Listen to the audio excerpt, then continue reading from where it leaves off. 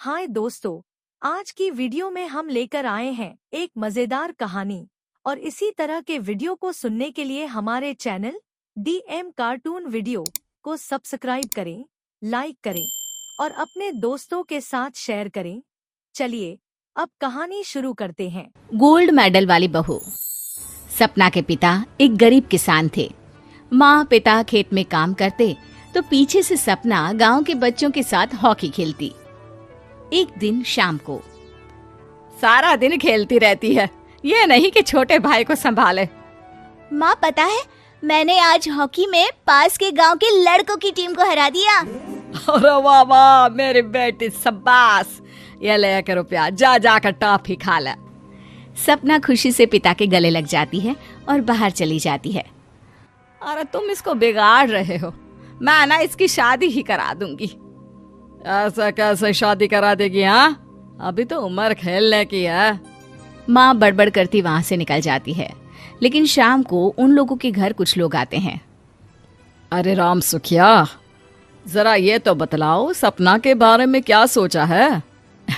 अरे क्या सोचना है मास्टर जी, पढ़ रही है, जितना पढ़ सकती है पढ़े, फिर शादी करवा देंगे, कोई अच्छा सा गांव का ही लड़का देख लेंगे। अरे तुम तो उसके पिता हो, तुमको कुछ नहीं पता? माँ घबरा जाती है। अरे का मास्टर जी, का पता नहीं, का हो गया? हम तो इनसे पहले ही बोल रहे थे कि लड़की की जात है, संभाल लो। अरे भाभी जी, आप भी ना कभी अच्छा भी सोच लिया करो। अरे सपना क्या खेलती है हॉकी, बड़े से बड़े आदमी भी नहीं जीत पाते हैं उससे। कल गांव में एक टीम आ रही है, लड़कियों की हॉकी खेलने उसे भेज देना, वहाँ शायद कुछ बात बन जाए। अरे ना मास्टर जी, कोई खेल वेल नहीं करवाना है हम लोगों को, वो भी शहर के लोगों के साथ तो बिल्कुल भी ना। शहर के लोगों को ना कोई भरोसा नहीं होता मास्टर जी। अरे कैसी बात कर रही हो सपना की माँ, बुरा आदमी तो हर जगह मिल जाएगा, उसके लिए शहर का और गांव का।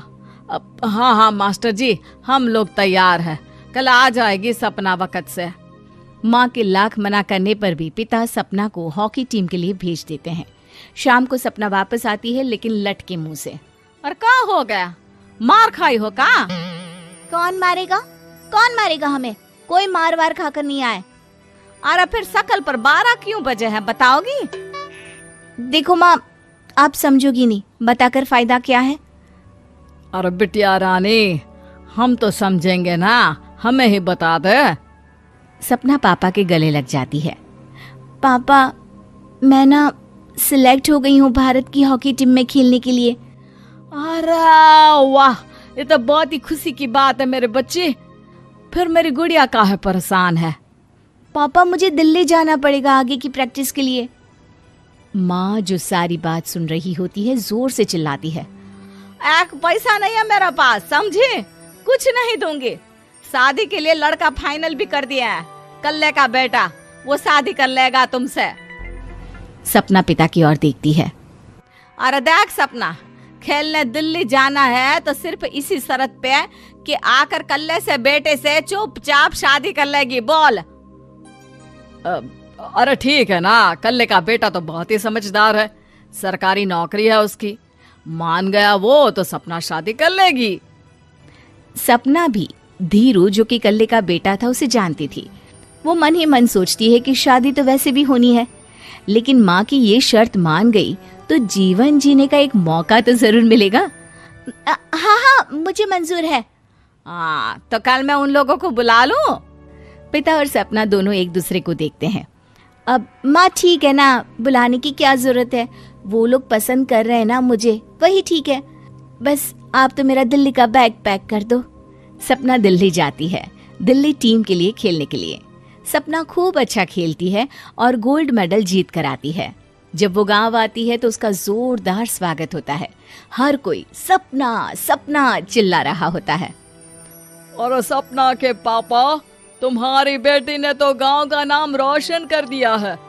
गांव की तरफ से तुम लोगों को गांव में पक्का मकान और सपना को परिषद में पक्की नौकरी देने के लिए हम तैयार हैं।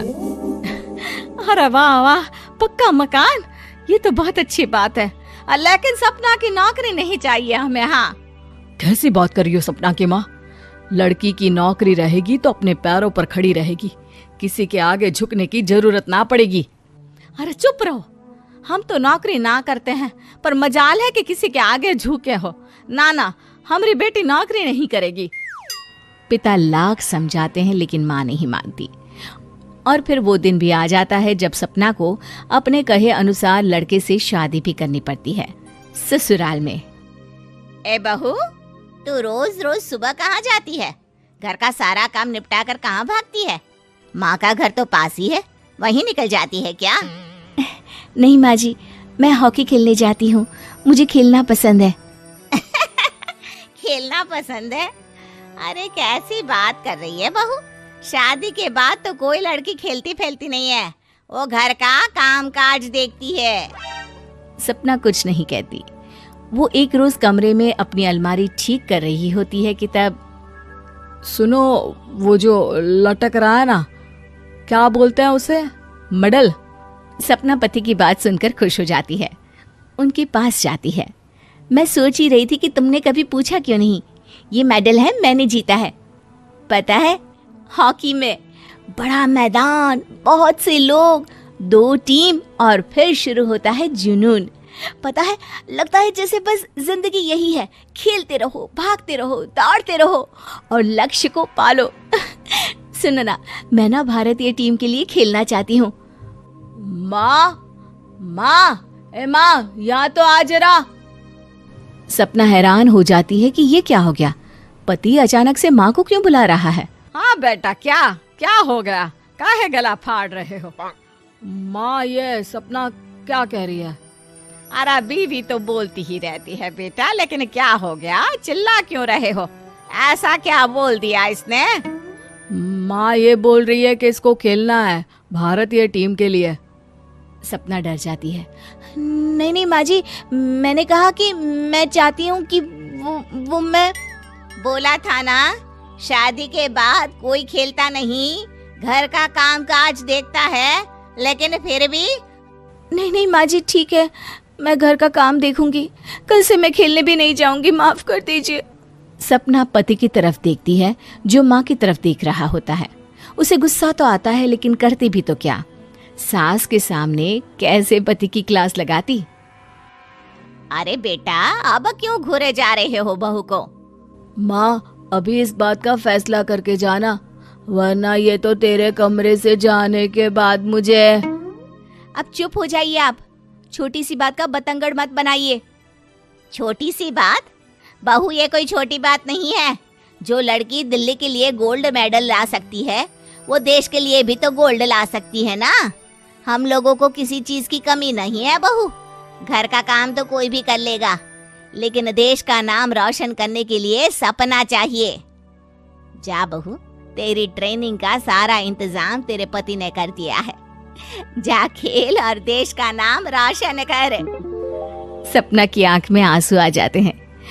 वो सोचती है कि बेटियों को मायके के साथ अगर ससुराल में भी सहयोग मिले तो ऐसा कोई काम नहीं जो वो नहीं कर सकती है।